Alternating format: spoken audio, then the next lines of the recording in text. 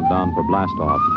X minus 5, 4, 3, 2, X minus 1, fire.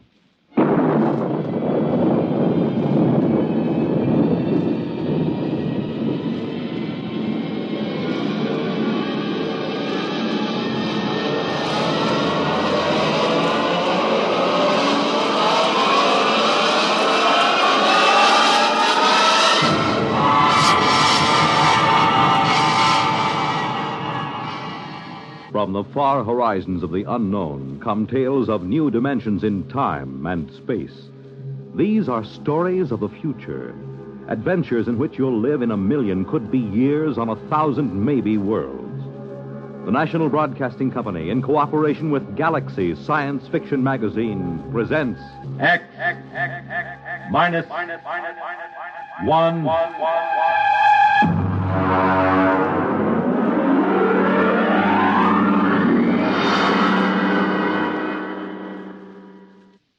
Tonight, the time is the late 1960s. The place, Washington, D.C. The story, Honeymoon in Hell.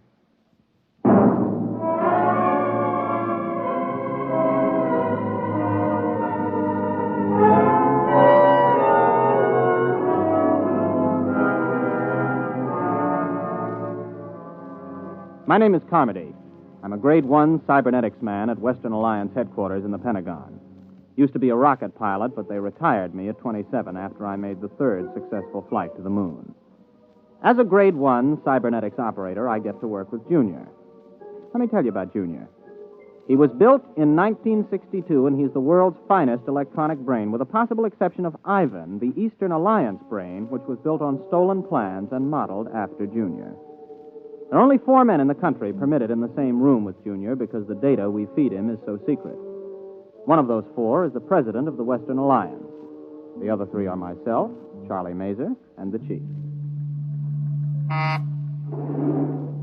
Ray? Oh, yes, Chief. Have you got Junior running a problem? Well, I just fed him the hourly data for probability of H-bomb war with the Eastern Alliance. He's ready. Hold it. According to the data just received, the probability of a hot war between the Western and the Eastern Alliance is 99.930 in favor of such a war breaking out within the next month. Oh, it doesn't sound good, Chief. Yeah. Well, I'll scramble the data, send it to the Joint Chiefs of Staff. Meanwhile, here's a Priority C civilian problem to run off. Oh, what's this stuff? Well, it seems on September 17th, a statistician in the Birth Record Department of New York City noticed that out of 813 births reported that day, 657 had been girls, and only 156 had been boys. Well, that sounds impossible. Well, that's what this statistician thought. So they phoned some other cities, and the same trend is being shown, not only in other American cities, but in Western Europe. Sunspots, maybe? That's for Junior to figure out. He's the brain here. Okay, I'll feed him. Give me the results on the intercom. I'll be in my office. Right.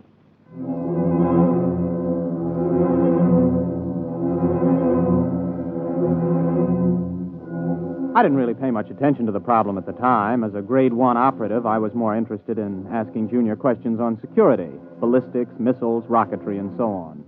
The Eastern Alliance would undoubtedly have traded 3 puppet governments and the tomb of Lenin to have an agent as a Grade 1 operative. But I took the birth statistics and fed them in and waited. Junior, incidentally, responds to vocal stimuli. Speaks 12 languages. Got the answer, Junior? I have. Okay. The present statistics, if the trend is projected for another day, indicate a definite dangerous imbalance. If the trend is irreversible, unless new methods of reproduction are developed, the population of the United States and Western Europe will die out in 1 1/2 generations.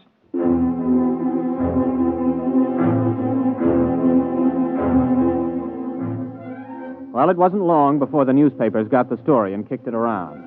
People in governments really started to worry now. Biologists and laboratories made it their number 1 project. On September 29th, only 41 boys were born in the entire United States. During the month of October, in spite of all the work going on, not a single male child was born anywhere in the world, with the exception of 1 in outer Mongolia and 1 in Alaska. November drew another blank. I was working 18 hours a day, feeding every available scrap of data to Junior. Data insufficient for answer to your question. Well, here's the latest. A new analysis of chromosome structure indicates the presence of an additional electron in the orbit of the Y atoms for carbon chain X. Now try again. The question is, what is causing the lack of male birth? Anything new, Ray? No, not yet. Hold it. Data insufficient. Well, that's it. We've fed Junior every scrap of information that every physicist, geneticist, chemist, and biologist in this half of the world knows, and all he does is say data insufficient. Yeah, well, the operator who had him last night didn't do any better. Any more information on the Eastern Alliance? Have they made any progress? No, but at least the talk of a hot war is dying down. Well, they're still working on a space station, aren't they? Oh, yes, we're both going ahead with that. But, well, this seems to be a common problem now. You know, in spite of hydrogen bombs and ICBMs, people don't really expect the whole race to die out from a war. But the complete lack of male children, now that's something that every family can understand. Has anybody thought of the possibility of some kind of radiation from outer space that's damaging the chromosomes, something our instruments can't detect? Everybody's thought of it. Nobody's proved anything. Well, keep trying, Junior. Maybe he'll come up with something. Okay. Junior, I'm ashamed of you. Answer me. Information recorded. Look, you're a whiz on rocket fuels and space orbits, but when it comes to women, you're a total bust, just like me. I don't understand them and never will. Information recorded. Now, you've convinced us that if we use the H-bombs in total war, both sides will lose, and we know that your counterpart in Moscow University has given the same information to the Eastern Alliance. That you can figure out. But women, you can't have genetics without women, right? No. Well, you know that much. What about that blonde at the party last night, huh? What about her? The question is inadequately worded. Please clarify. Should I see her again? No. What? You haven't even got any data on her. Why shouldn't I see her again? Answer, please. Because tomorrow you are going to be married.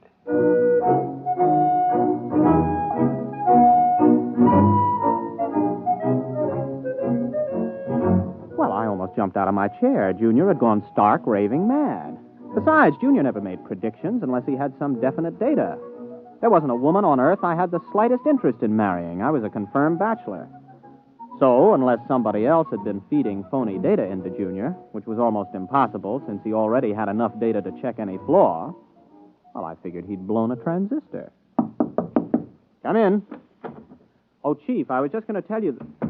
Oh. Ray Carmody, this is the president of the Western Alliance. Captain Carmody, Mr. President. Glad to meet you, Captain. Oh, I'm very honored, sir. The president came here specifically to talk to you, Ray. To me? Captain Carmody, you have been chosen to have the opportunity to volunteer for a mission of extreme importance. Now, there's much danger, but not as much as on your previous trip to the moon. Previous trip, sir? Then this involves another? The flight to the moon, Captain, will be the least important part of your mission. What's at stake here is the survival of the human race. Chief, perhaps you'd better explain the rest. Mm-hmm. Well, you know the problem, Ray. Last night when Mitchell was on, we fed Junior some new data, and we asked some new questions. For example, we asked if the lack of male birth could be due to some extraterrestrial enemies of man. Well, Martians? Possibly. We established that it's possible that Martians have landed somewhere on Earth and set up radiation that causes all children to be females. Junior said it was possible? Definitely. So we asked him the next question. How could we correct such a situation? Mm-hmm. What did he say? Junior suggested that a married couple spend a honeymoon on the moon and see if circumstances are different. Oh, I see. You want me to pilot them there? Well, not exactly, Captain. Oh, good grief. You mean you want me to... Well, Junior wasn't crazy after all. You asked Junior? He said I was getting married, but... Well, how do you know it was me they'd pick? He was asked the qualifications for the bridegroom. He recommended a rocket pilot who had already made the trip successfully. Well, there are 4 other pilots who've made that trip. You're the only single one. And since the woman must be a qualified pilot also, and none of the wives are pilots, well... I assume I'm going to be married before we leave. Well, naturally. Oh. And, just how long do we stay on the moon? Until a child is conceived. Brother. Well, Captain, do you volunteer? I suppose so. Well, wait a minute. Who's the other pilot? I mean, the girl. She was flown in by fast rocket an hour ago and is waiting in Chief Reba's office. Now, shall we go?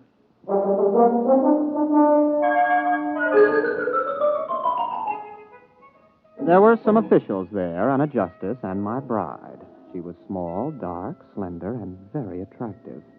I was so busy looking at the way she filled out her uniform in just the right places that I almost overlooked the fact that she was dressed like an Eastern Alliance pilot. Captain Ray Carmody, may I present Lieutenant Anya Borisovna? You mean this is... an enemy pilot? Pleased to meet you, Captain. Yes, I'm pleased to meet you. Mr. President, Captain, this marriage is being done on an international basis for important diplomatic reasons. Both alliances have been advised by their cybernetic machine that the experiment, if it is to benefit humanity, must bring all the major powers together. Miss Borisovna is 24, an experienced rocket pilot like yourself, and quite attractive, if I do say so myself. Thank you, Mr. President. Now, if you're both ready, the Chief Justice of the Supreme Court will perform the ceremony. Well, there's just one thing, Mr. President. Miss Borisovna, would you marry me? Yes. And you may call me Anya. Okay. Mr. President, we're ready.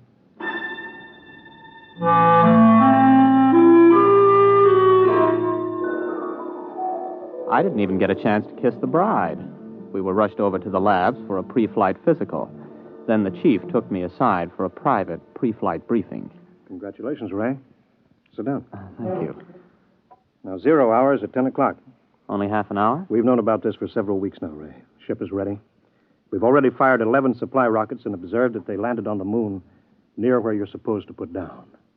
One of them contains a heat-proof, airtight, collapsible shelter where you'll live. Uh-huh. Oh, what's the ship like? R-26, much better than the R-24 that you flew there. Last time, Ray, you took 4.5 Gs for 7 minutes. This time you'll get by with 3 Gs and have 12 minutes to accelerate to Brenchless. Now, you'll have enough fuel for the trip there. One of the supply rockets has your return fuel. Oh, yes. We put in a case of scotch and a case of vodka, just as an icebreaker. Before we go, Chief, what would you have done if I'd turned this job down? The cybernetics machine predicted that you wouldn't. Besides, we could have had 100 volunteers an hour after seeing Anya Borisovna. That gal is moonbait. Careful. You're speaking of my wife.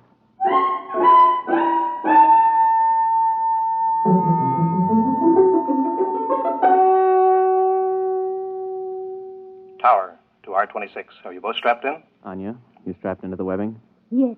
Okay, Chief. The time is X-15. I have a message from the President. Quote, "The people of the world are watching. Don't fail them. I have messages from the Soviets, the Chinese, the British, the Indians, all wishing you well. You are the hope of mankind, and all mankind unites as it has never before united in giving you its blessings. We await your return anxiously." Unquote. X-5. 4, 3, 2, X-1. Blast off.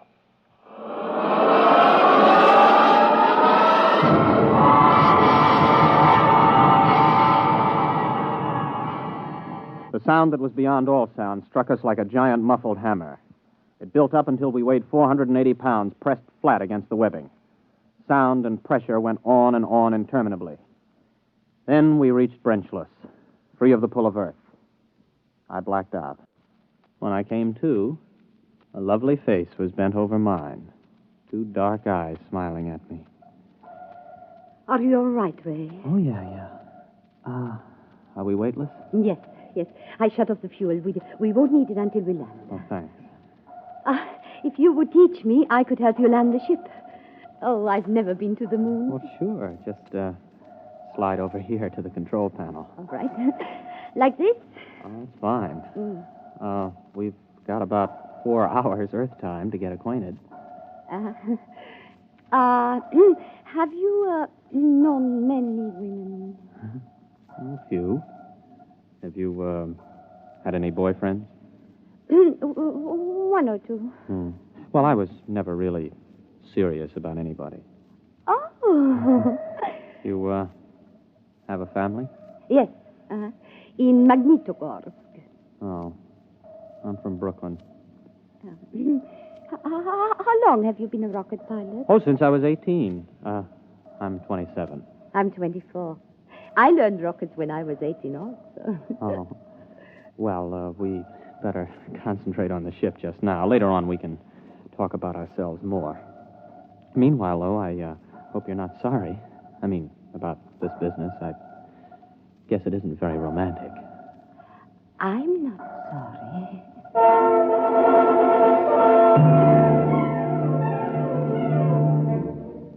We made a good landing. It didn't knock either of us unconscious. Then we got into our spacesuits and got out of the rocket. Some of the supply rockets were lying within a quarter mile. There were 6 eastern rockets and 3 westerns. About 800 yards away, though, there was a big supply rocket we couldn't identify. It looked different from the others, and neither of us could identify it as an eastern or western design we were familiar with. I pointed to it, and we headed there. You recognize that supply rocket? No, I was not briefed on anybody's standard still in the shade. Well, it must be something the chiefs of staff sent up as a surprise for us. I figured about 50 feet long, but you can't see the rocket tubes. It might be a payload from a stepped rocket assembly. Uh-huh. Well, there's a door on the side, anyway, you see? The top of that ramp. Oh, yes. Maybe we ought to observe it a while before we go in. Oh, nonsense. Come on. Ray! Yes? Ray, I'm frightened. There's something wrong with this. Only one way to find out, Anya. Let's go. Well, there's some kind of lock on this door. Let's see if it opens. Wow. That was easy. It's lighted inside. Mm-hmm. Come on. Maybe they sent us a surprise cottage for the honeymoon. Special delivery to the moon. This doesn't look like anything designed for humans to live in. Ray! The door's closed behind us.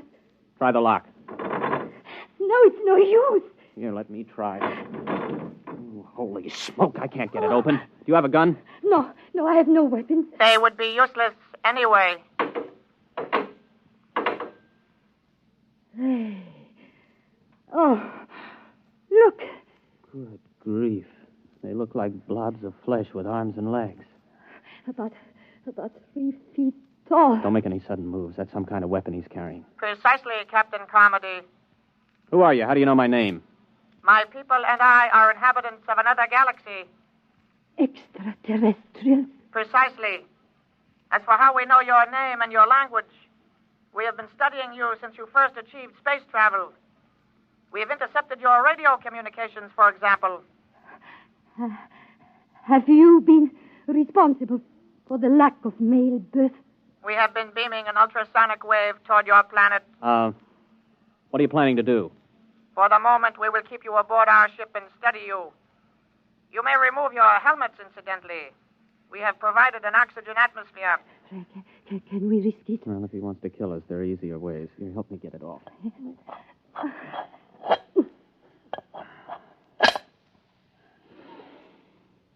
Well, it breathes pretty good. Keep your helmet with you. You may make yourselves comfortable. We will bring you food and liquid from your supply rockets. Do not attempt to escape, please. It could be most unpleasant.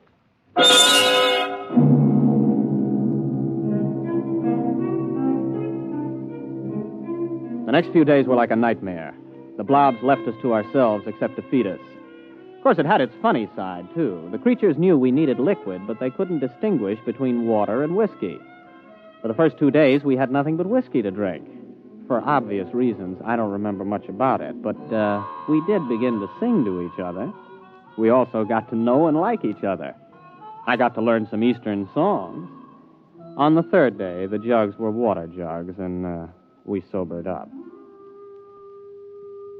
Oh, what a hangover. You were singing magnificently. Oh, well, you weren't so bad yourself. How long was I asleep? About 8 hours. Ray, while you were passed out, I discovered how we can escape. What? I've been studying the blobs. They seem to have a 5-hour sleep period when there is no sound in a ship. I've tried banging on the wall with my helmet during that period, but apparently they're almost completely unconscious during others. Mm-hmm. 5 hours sleep. That means a planet with approximately a 20-hour rotation. The Joint Chiefs will want to know that if we get back. And more important, we're much stronger physically than they are. I can actually bend the metal of the door lock. Well, now, what are we waiting for? Let's put on our helmets and get out of here. Are they in the sleep period? Yes, for about 3 hours. Ray, do you think we can risk it? We don't have much choice. I'll go ahead. If we get out of this ship, you run for our rocket and start to refuel. I'll keep an eye on the blobs. All right, but Ray, please be careful.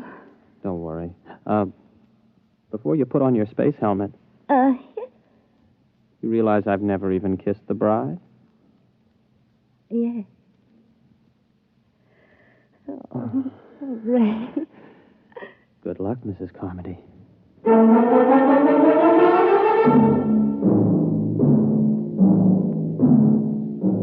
By the time I reached the ship, Anya had the rockets refueled. I jacked up the tail fins and we headed for space.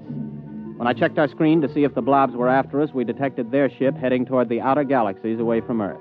The rest was easy. In less than 24 hours, I was in the office of the President of the Western Alliance making a full report. The Eastern Ambassador was there, along with the Chief. Captain, this story is incredible. Well, I'll be glad to submit to a lie detector, Mr. President. There's one on its way. Our embassy is questioning Miss Borisovna right now to see if her story is similar. Are you positive they were extraterrestrials? I mean, couldn't they have been, Easterners?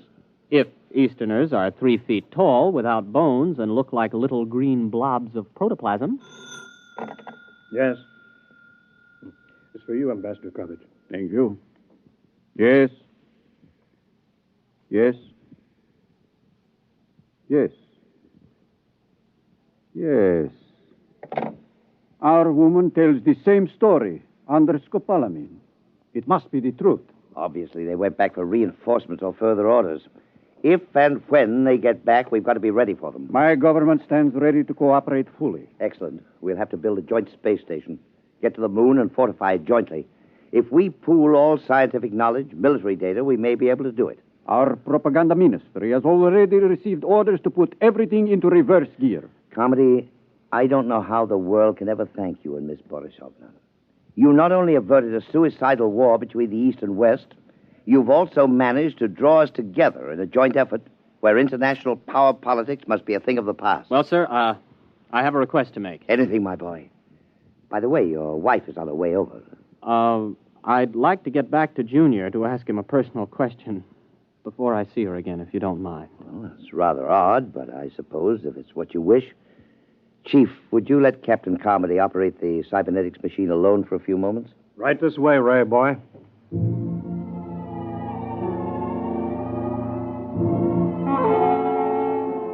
I waited until I was alone with the big cybernetics machine. One green dial glowed malevolently as if the instrument was aware of my presence. I opened the input channel and spoke. Hello, Junior. This is your old friend Ray. Give an appropriate answer. Hello, Ray. Now then, you remember Miss Borisovna, the girl who was selected for me to marry. Item 1, she's going to rejoin me in a short while. Item 2, I've fallen in love with her. Item 3, before we actually live together as man and wife, I want to know something. Question. Does she love me? Yes. Oh, that's my boy. Now then, just one more item before I say so long and take a honeymoon. Tell me, Junior, why do I have a hunch that those blobs from outer space will never be back? Answer, please.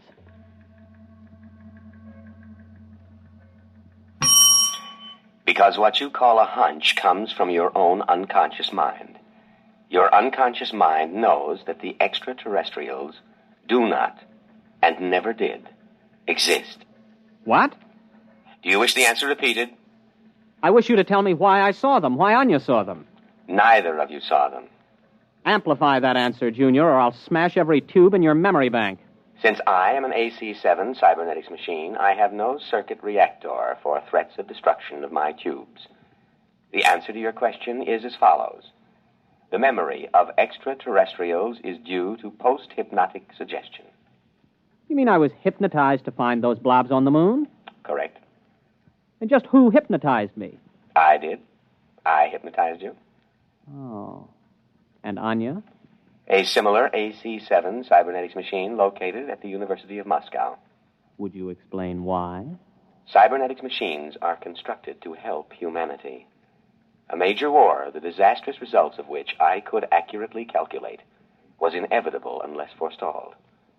Calculations showed that the best way to avert that war was the creation of a common mythical enemy.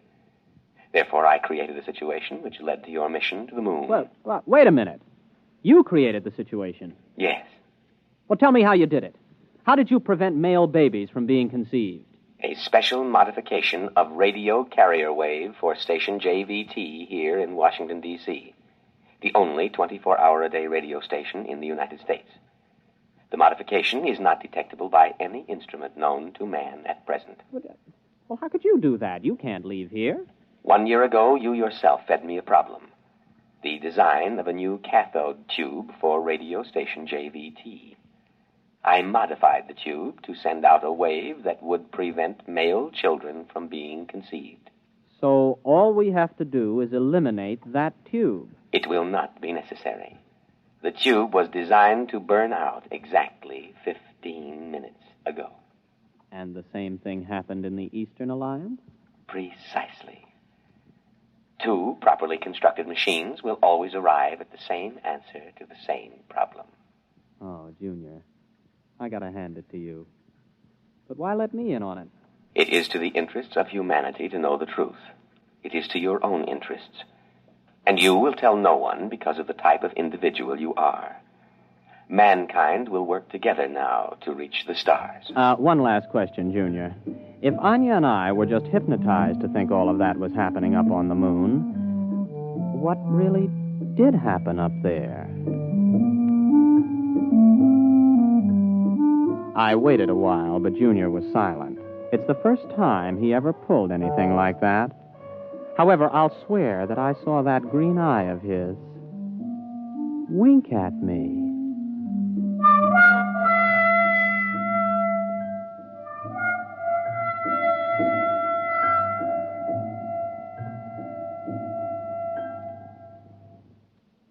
You have just heard X-1, presented by the National Broadcasting Company in cooperation with Galaxy Science Fiction Magazine, which this month features Butterfly 9 by Donald Keith. The story of Jeff, who needed a job, and a man with a job to offer. One where giant economy-sized trouble had labels like fake make, bumsy, and peakage. Galaxy Magazine on your newsstand today. Tonight, by transcription, X-1 has brought you Honeymoon in Hell, a story from the pages of Galaxy written by Frederick Brown and adapted for radio by George Lefferts. Featured in the cast were William Redfield, Vilma Curer, Wendell Holmes, Charles Penman, Leon Janney, Roger DeKoven, and Jack Grimes. Your announcer, Fred Collins. X-1 was directed by Daniel Sutter and is an NBC Radio Network production.